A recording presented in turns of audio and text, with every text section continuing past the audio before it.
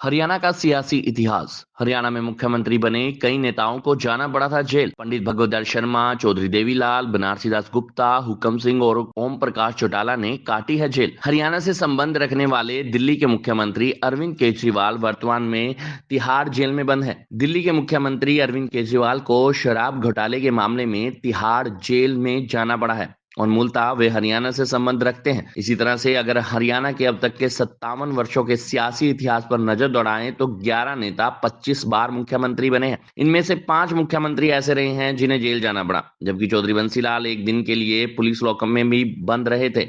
Lockup में रहने से पहले चौधरी बंसीलाल को हथकड़ी लगाकर पुलिस जीप के अंदर बिठाकर भिवानी के बाजारों में भी घुमाया गया था। उल्लेखनीय है कि 2013 में पहली बार दिल्ली के मुख्यमंत्री बने अरविंद केजरीवाल मूल रूप से हरियाणा के सिवानी के रहने वाले हैं। उनकी आरंभिक शिक्षा भी हिसार में ही हुई है। मुख्यमंत्री रहते हुए जेल जाने वाले वे देश के पहले नेता हैं।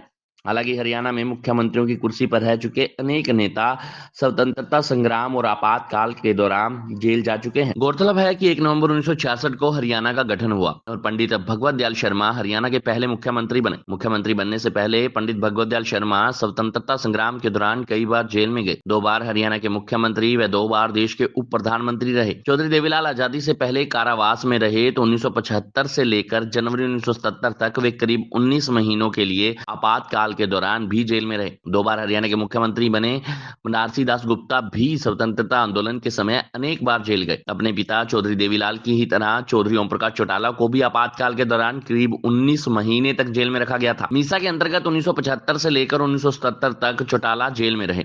उस समय चौधरी देवीलाल व उनके 2 बेटे चौधरी ओम प्रकाश चौटाला व चौधरी जगदीश सिंह एक ही समय में गिरफ्तार किए गए थे। अब तक 11 नेता 25 बार बने हैं मुख्यमंत्री। उल्लेखनीय है कि हरियाणा में 11 नेता 25 बार मुख्यमंत्री बने हैं। सबसे अधिक बार 5 बार चौधरी ओम प्रकाश चौटाला, 4 बार चौधरी बंसीलाल, 3 बार चौधरी भजनलाल मुख्यमंत्री बने हैं। इसी तरह से भगवत दयाल शर्मा, चौधरी देवीलाल, बनारसी दास गुप्ता, चौधरी भूपिंदर सिंह हुड्डा और मनोहर लाल खट्टर 2-2 बार हरियाणा के मुख्यमंत्री बनने में सफल हुए। तो वहीं राम वीरेंद्र सिंह और मास्टर हुकम सिंह एक बार हरियाणा के मुख्यमंत्री रहे। वर्तमान में नायब सैनी मुख्यमंत्री हैं। उल्लेखनीय है कि 1 नवंबर 1966 को हरियाणा अलग राज्य के रूप में अस्तित्व में आया और पंडित भगवत दयाल शर्मा हरियाणा के पहले मुख्यमंत्री बने। पंडित भगवत दयाल शर्मा 2 बार प्रदेश के मुख्यमंत्री रहे। उन्हें आजादी आंदोलन के दौरान 1942 में 3.5 वर्ष कारावास की सजा सुनाई गई। पंडित भगवत दयाल शर्मा हरियाणा के मुख्यमंत्री रहने के अलावा उड़ीसा और मध्य प्रदेश के राज्यपाल भी रहे।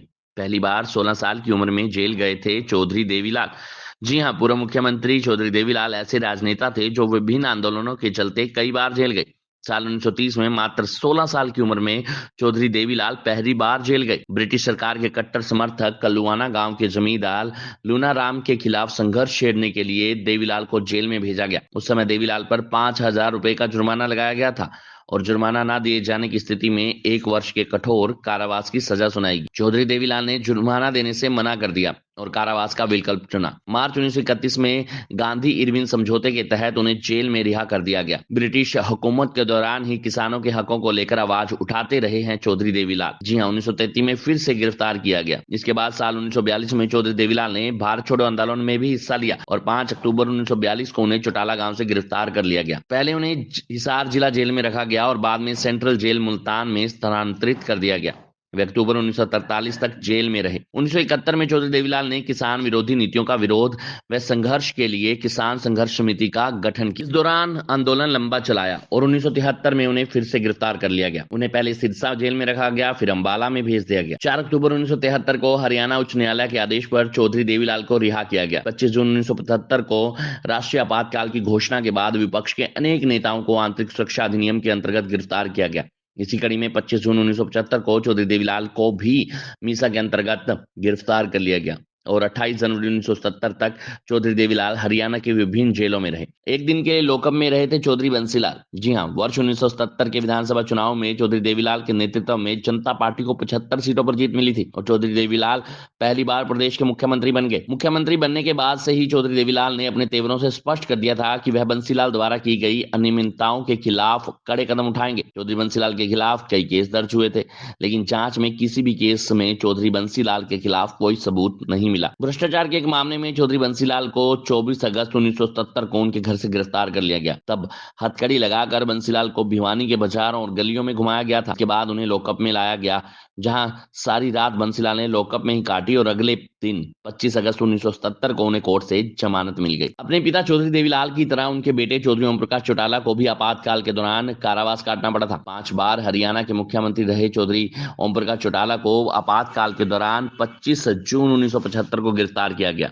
ओम प्रकाश चौटाला इस दौरान हिसार की जेल में बंद रहे। उस वक्त चौधरी ओम प्रकाश चौटाला के साथ उनके छोटे भाई जगदीश को भी गिरफ्तार कर लिया गया था। इस प्रकार चौधरी लाल के परिवार के 3 सदस्य एक साथ जेल में होने के कारण परिवार को विकट परिस्थितियों का सामना करना पड़ा था। उस समय चौधरी देवीलाल के मंझले बेटे चौधरी रंजीत सिंह ने न केवल परिवार को संभाला, बल्कि उस वक्त अपने बड़े भाई चौधरी ओम प्रकाश चौटाला की बेटी का कन्यादान भी उन्होंने किया। इसी तरह से 8 महीने तक हरियाणा के मुख्यमंत्री रहे मास्टर हुकम सिंह को भी आपातकाल के दौरान आंतरिक सुरक्षा अधिनियम के अंतर्गत गिरफ्तार किया गया था। मास्टर हुकम सिंह करीब 19 महीने तक जेल में रहे थे। बाद में 1990 में कुछ समय के लिए मास्टर हुकम सिंह हरियाणा के सीएम बने। उनकी गिनती चौधरी देवीलाल के कट्टर समर्थकों में की जाती है। ये थी हमारी खास रिपोर्ट।